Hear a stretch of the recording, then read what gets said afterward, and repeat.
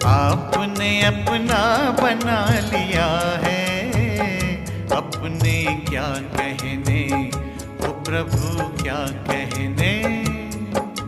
दिल में फूलों सा सजा लिया है, अपने क्या कहने, ओ प्रभु क्या कहने। आपने अपना बना लिया है, अपने क्या कहने, ओ प्रभु क्या कहने। दिल में फूलों सा सजा लिया है, अपने क्या कहने, ओ प्रभु क्या कहने।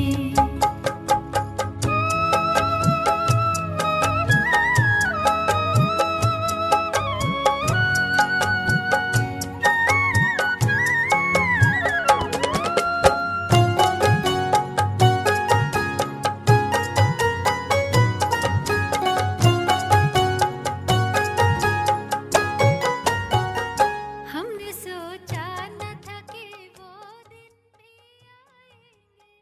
ओम शांति। आज 28 अप्रैल 2021। बाबा कहते मीठे बच्चे, योग से ही आत्मा की खाद निकलेगी, बाप से पूरा वर्षा मिलेगा। इसलिए जितना हो सके योग बल बढ़ाओ। प्रश्न है, देवी देवताओं के कर्म श्रेष्ठ थे, अभी सबके कर्म भ्रष्ट क्यों बने हैं? उत्तर है, क्योंकि अपने असली धर्म को भूल गए। धर्म भूलने के कारण ही जो कर्म करते हैं वह भ्रष्ट होते हैं। बाप तुम्हें अपने सत्य धर्म की पहचान देते हैं, साथ साथ सारे वर्ल्ड की हिस्ट्री ज्योग्राफी सुनाते, जो फिर सबको सुनानी है। बाप का सत्य परिचय देना है। गीत है, मुखड़ा देख ले प्राणी जरा दर्पण में। ओम शांति। ये किसने कहा और किसको कहा? बाबा कहते किसने कहा कि मुखड़ा देख ले और किसको? तो बाप ने कहा बच्चों को, जिन बच्चों को पति से पावन बना रहे हैं। बच्चे जान गए हैं हम भारतवासी जो देवी देवता थे वह अब 84 जन्मों का चक्र लगाए सतो प्रधान से पास कर अब सतो रजो तमो और अब तमो प्रधान बन गए हैं। चक्र लगाते अभी अंत में तमो प्रधान बन गए। अब फिर पतितों को पावन बनाने वाला बाप कहते हैं, अपने दिल से पूछो कि कहाँ तक हम पुण्य आत्मा बने हैं। तुम सतो प्रधान पवित्र आत्मा थे जब यहाँ पहले पहले तुम देवी देवता कहलाते थे, जिसको आदि सनातन देवी देवता धर्म कहा जाता था। अभी कोई भारतवासी अपने को देवी देवता धर्म के नहीं कहलाते। हिंदू तो कोई धर्म है नहीं। कहते हैं हिंदू, तो बाबा कहते हिंदू तो कोई धर्म नहीं है, परंतु पतित होने कारण अपने को देवता तो कहला नहीं सकते। सतयुग में देवताएं पवित्र थे, पवित्र प्रवृत्ति मार्ग था। यथा राजा रानी तथा प्रजा पवित्र थे। भारतवासियों को बाप याद दिलाते हैं कि तुम पवित्र प्रवृत्ति मार्ग वाले आदि सनातन देवी देवता धर्म वाले थे। उसको स्वर्ग कहा जाता था। वहाँ एक ही धर्म था। पहला नंबर महाराजा महारानी लक्ष्मी नारायण थे। उनकी भी डिनाइस्टी थी और भारत बहुत धनवान था। जब लक्ष्मी नारायण की डिनाइस्टी थी तो बाबा कहते बहुत धनवान थे, वे सतयुग था। फिर आए त्रेता में, तब भी पूज्य देवी देवता व क्षत्रिय कहलाते थे।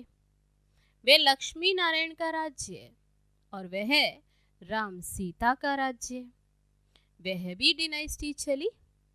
जैसे क्रिश्चियन में एडवर्ड द फर्स्ट सेकंड ऐसे चलता है, वैसे भारत में भी ऐसे था। 5000 वर्ष की बात है, अर्थात 5000 वर्ष पहले भारत पर इन लक्ष्मी नारायण का राज्य था। परंतु उन्होंने ये राज्य कब और कैसे पाया, ये कोई भी नहीं जानते। वही सूर्यवंशी राज्य फिर चंद्रवंशी में क्या? बाबा कहते वही सूर्यवंशी राज्य फिर चंद्रवंशी, क्योंकि पुनर्जन्म लेते लेते सीढ़ी उतरनी है। ये भारत की हिस्ट्री ज्योग्राफी कोई भी नहीं जानते। रचता है बाप तो जरूर सतयुगी नई दुनिया का रचता ठहरा। बाप कहते बच्चे तुम आज से 5000 वर्ष पहले स्वर्ग में थे। बाबा याद दिलाते हैं कि बच्चे आज से 5000 वर्ष पहले तुम स्वर्ग में थे। ये भारत स्वर्ग था, फिर नर्क में आए। दुनिया तो इस वर्ल्ड की हिस्ट्री ज्योग्राफी को नहीं जानती, वह तो अधूरी सिर्फ पिछाड़ी की हिस्ट्री जानती है। सतयुग त्रेता की हिस्ट्री ज्योग्राफी को कोई नहीं जानते।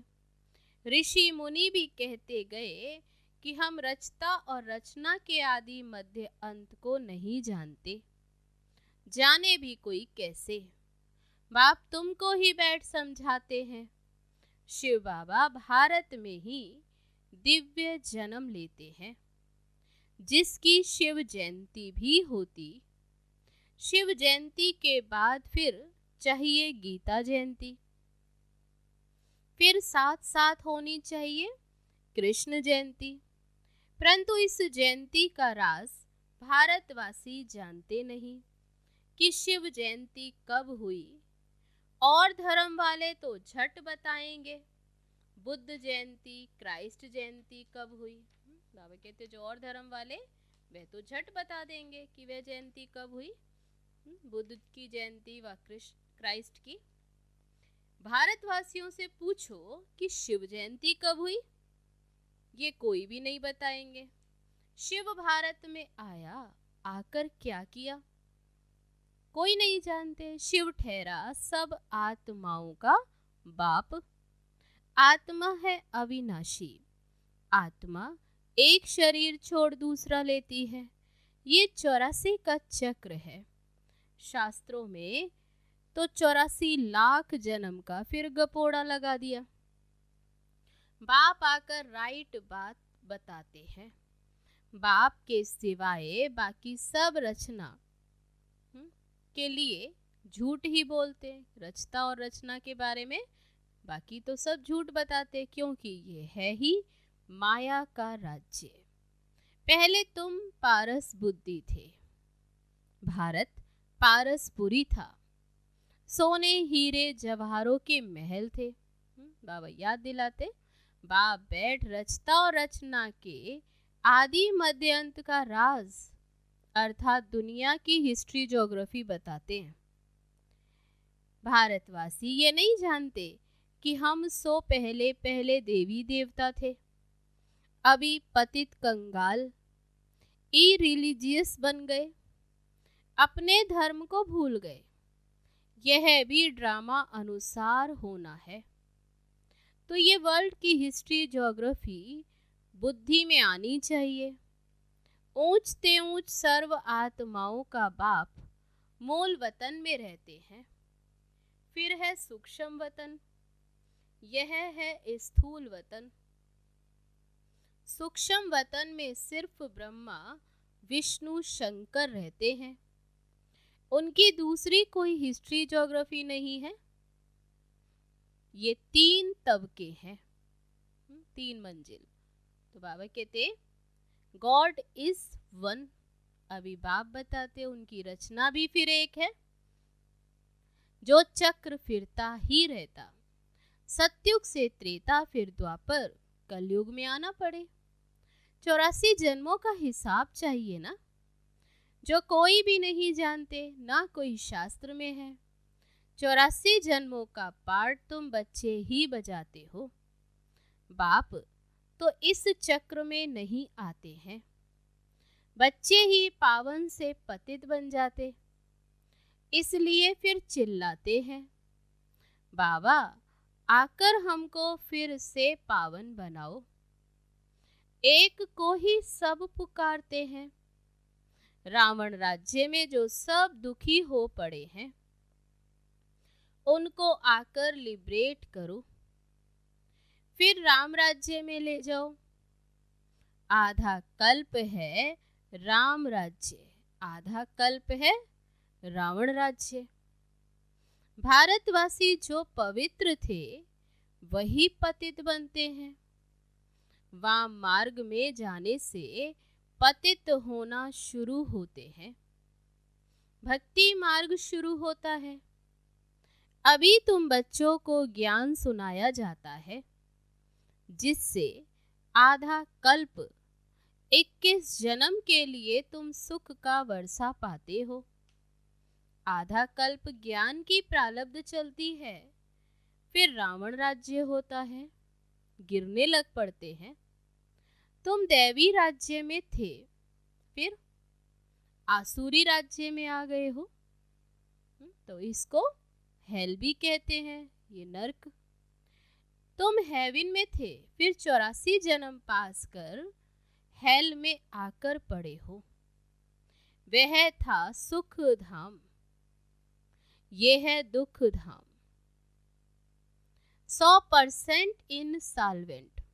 बाबा कहते यहाँ दुख धाम में क्या बन गए? 100% पतित। 84 जन्मों का चक्र लगाते वही भारतवासी पूज्य से पुजारी बन गए। और धर्म वाले तो 84 जन्म नहीं लेते, क्योंकि वे तो आते ही बाद में, वे सतयुग में होते ही नहीं। सतयुग त्रेता में सिर्फ भारत ही था, सूर्यवंशी, चंद्रवंशी, फिर वैश्यवंशी, शूद्रवंशी। अभी फिर तुम आकर ब्राह्मण वंशी बने हो, देवता वंशी बनने के लिए। यह है भारत के वर्ण। अभी तुम ब्राह्मण बनने से शिव बाबा से वर्षा ले रहे हो। बाप तुमको पढ़ा रहे हैं 5000 वर्ष पहले मुआफिक।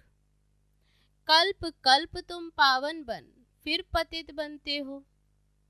सुख धाम में जाकर फिर दुख धाम में आते हो, फिर शांति धाम में जाना है, जिसको निराकारी दुनिया कहा जाता है। आत्मा क्या है, परमात्मा क्या है, ये कोई भी मनुष्य नहीं जानते। आत्मा भी एक स्टार बिंदी है। कहते हैं भ्रिकुटी के बीच में सितारा चमकता है। छोटी सी बिंदी है, जिसको दिव्य दृष्टि से देखा जा सकता है। वास्तव में स्टार भी नहीं कहा जाएगा, स्टार तो बहुत बड़ा है, सिर्फ दूर होने के कारण छोटा दिखाई पड़ता है। ये सिर्फ एक मिसाल दिया जाता है कि आत्मा इतनी छोटी है, जैसे ऊपर में स्टार छोटा दिखाई पड़ता। बाप की आत्मा भी एक बिंदी मिसल है। उनको सुप्रीम आत्मा कहा जाता, उनकी महिमा अलग है। मनुष्य सृष्टि का चैतन्य बीज रूप होने के कारण उनमें सारा ज्ञान है। शिव बाबा जो कि इस सृष्टि का बीज, तो बाबा कहते इसलिए सारा ज्ञान है। तुम्हारी बुद्धि को भी अभी नॉलेज मिल रही है, आत्मा ही नॉलेज ग्रहण कर रही है। इतनी छोटी बिंदी में 84 जन्मों का पार्ट नुंधा हुआ है, सो भी अविनाशी। 84 जन्मों का चक्र लगाते आए हो, इसकी एंड हो नहीं सकती। देवता थे, दैत्य बने, फिर 100 देवता बनना है। ये चक्र चलता आया है। बाबा कहते देवता थे, फिर दैत्य बने, असुर, और अभी फिर देवता बनना है। बाकी तो सब हैं बाई प्लाट्स जो आए बाद में, इस्लामी, बौद्धी आदि। कोई 84 जन्म नहीं लेते। यही सतयुग भारत में राइटियस साल्वेंट था, फिर 84 जन्म ले विशेष बने। ये विशेष वर्ल्ड है। 5000 वर्ष पहले प्योरिटी थी, पीस भी थी, प्रोस्पेरिटी भी थी। बाप बच्चों को याद दिलाते हैं मुख्य है प्योरिटी, इसलिए कहते हैं विशेष को वाइसलेस बनाने वाले आओ। वही सदगति देने वाला है, इसलिए वही सतगुरु है। अभी तुम बाप द्वारा बेगर टू प्रिंस बन रहे हो, अथवा नर से नारायण, नारी से लक्ष्मी बनते हो। तुम्हारा यह राजयोग है। भारत को ही अब बाप द्वारा राजाई मिलती है। आत्मा ही 84 जन्म लेती है, आत्मा ही पढ़ती है शरीर द्वारा। बाबा कहते आत्मा ही पढ़ती है, ये शरीर का आधार लेकर। शरीर नहीं पढ़ता, आत्मा संस्कार ले जाती है। मैं आत्मा इस शरीर द्वारा पढ़ती हूँ, इसको देही अभिमानी कहा जाता है। ये स्मृति आना ही देही अभिमानी। आत्मा अलग हो जाती तो शरीर फिर कोई काम का नहीं रहता। आत्मा कहती है अब मैं पुण्य आत्मा बन रही हूँ। मनुष्य देह अभिमान में आकर कह देते ये करता हूँ, ये करता हूँ। तो बाबा कहते देह अभिमान वश तुम अभी समझते हो हम आत्मा हैं और यह हमारा शरीर बड़ा है। आत्मा तो बिंदी, परमात्मा बाप द्वारा मैं आत्मा पढ़ रही हूँ। बाबा कहते हैं माँ में कम याद करो। तुम गोल्डन एज में थे, सतो प्रधान थे, फिर तुम्हारे में अलाई पड़ी है। खाद पढ़ते पढ़ते तुम पावन से पतित बन पड़े हो। अब फिर पावन बनना है, इसलिए कहते हैं हे पतित पावन आओ, आकर हमको पावन बनाओ। तो बाप राय देते हैं हे पतित आत्मा मुझ बाप को याद करो, तो तुम्हारे से खाद निकलेगी और तुम पावन बन जाएंगी। उनको प्राचीन योग कहा जाता है। इस याद अर्थात योग अग्नि से खाद भस्म होगी। तो मूल बात है पतित से पावन बनना। साधु संत आदि सब पतित हैं। पावन बनने का उपाय बाप ही बताते हैं। क्या उपाय बताते बाप?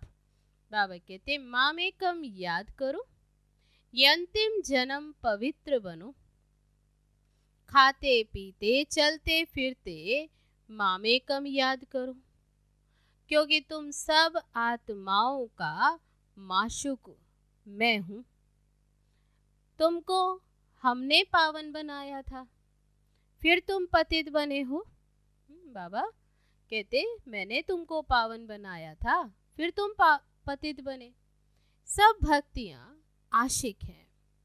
माशुक कहते कर्म भी भल करो, बुद्धि से मुझे याद करते रहो, तो भी कर्म विनाश होंगे। यानी कर्म योगी बनो, कर्म भल करो, लेकिन मुझे बुद्धि से याद करो। ये मेहनत है। तो बाप को याद करना चाहिए ना वर्षा पाने के लिए। जो जास्ती याद करेंगे उनको वर्षा भी जास्ती मिलेगा। तो बाबा ने कहा याद जास्ती करेंगे तो वर्षा भी जास्ती मिलेगा। ये है ही याद की यात्रा। जो जास्ती याद करेंगे वही पावन बन आकर मेरे गले का हार बनेंगे।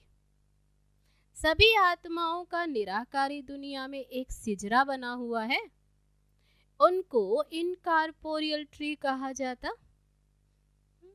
यह है कॉर्पोरियल ट्री, वो है निराकारी आत्माओं का झाड़, और ये है साकारी। तो निराकारी दुनिया से सबको नंबरवार आना है। निराकारी दुनिया परम धाम से यहाँ आते हैं सब पार्ट बजाने नंबरवार।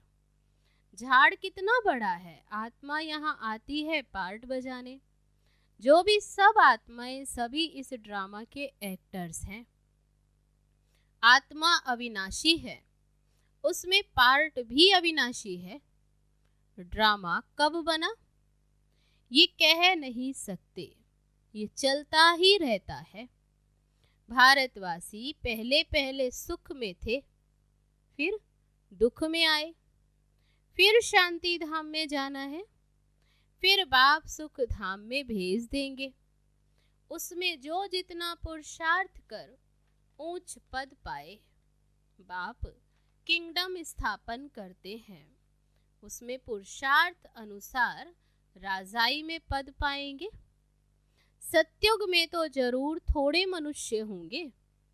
आदि सनातन देवी देवता धर्म का झाड़ छोटा है, बाकी सब विनाश हो जाएंगे। ये अनादि बाबा कहते अभी जानते हैं कि बाकी तो सब विनाश हो जाएंगे। ये आदि सनातन देवी देवता धर्म फिर से स्थापन होता, अर्थात स्वर्ग के गेट खुल रहे हैं। 5000 वर्ष पहले भी इस लड़ाई के बाद ही बाप स्वर्ग की स्थापना करी। बाबा ने कल पहले भी की थी। अनेक धर्म विनाश हो गए थे। इस लड़ाई को कहा ही जाता है कल्याणकारी लड़ाई। बाबा कहते लड़ाई है ही कल्याणकारी, क्योंकि इस लड़ाई के बाद ही नई दुनिया के गेट खुलते हैं। अब नर्क के गेट खुले हैं, फिर स्वर्ग के गेट खुलेंगे। स्वर्ग के द्वार बाप ही खोलते हैं और नर्क के द्वार रावण खोलते हैं। बाबा वर्षा देते और रावण श्राप देते। ये बातें दुनिया नहीं जानती, तुम बच्चों को समझाता हूँ। एजुकेशन मिनिस्टर भी बेहद की नॉलेज चाहते हैं, सो तो तुम ही दे सकते हो, परंतु तुम हो गुप्त, तुमको पहचानते ही नहीं है। तुम योग बल से अपनी राजाई ले रहे हो। लक्ष्मी नारायण ने ये राज्य कैसे पाया, सो तुम जानते हो। इसको कहा जाता ऑस्पिशियस कल्याणकारी युग, जबकि बाप ही आकर पावन बनाते हैं। कृष्ण को तो सभी बाप नहीं कहेंगे, बाप निराकार को ही कहा जाता। उस बाप को याद करना है, पावन भी बनना है, विकारों को जरूर छोड़ना पड़े। भारत वाइसलेस सुख धाम था, जो निर्विकारी दुनिया, अब विशेष दुख धाम है। वर्थ नॉट ए पैनी है।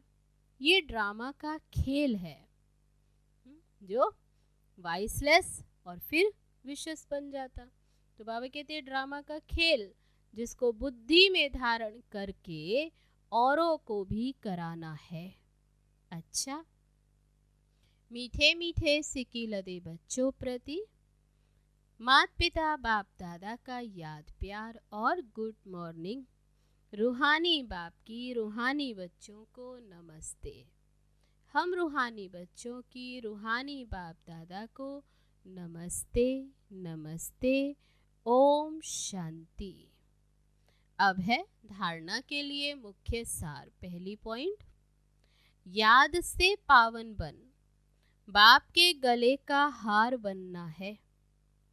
कर्म करते भी बाप की याद में रहे, विकर्मा जीत बनना है।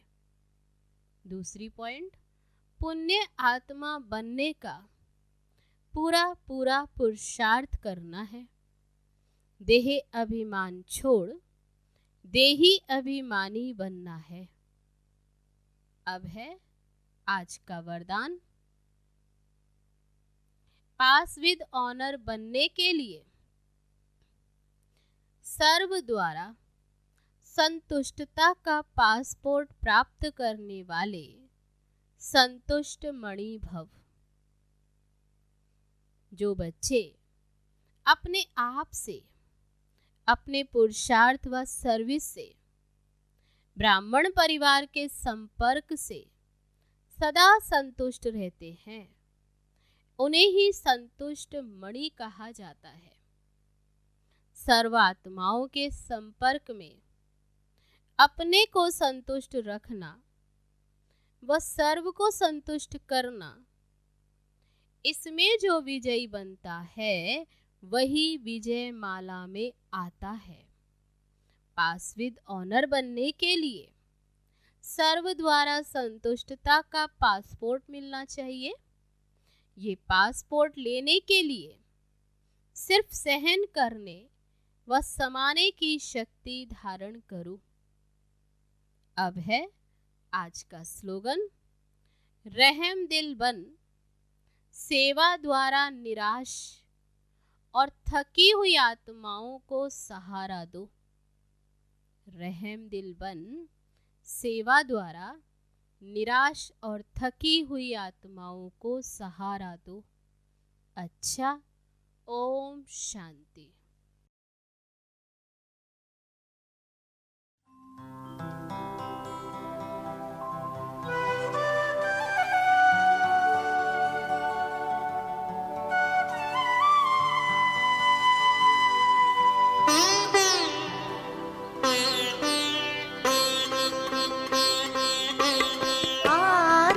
चिंतन से ही होगा आत्म परिवर्तन। आत्म चिंतन से ही होगा आत्म परिवर्तन। आत्म परिवर्तन करेगा, आत्म परिवर्तन करेगा, विश्व परिवर्तन।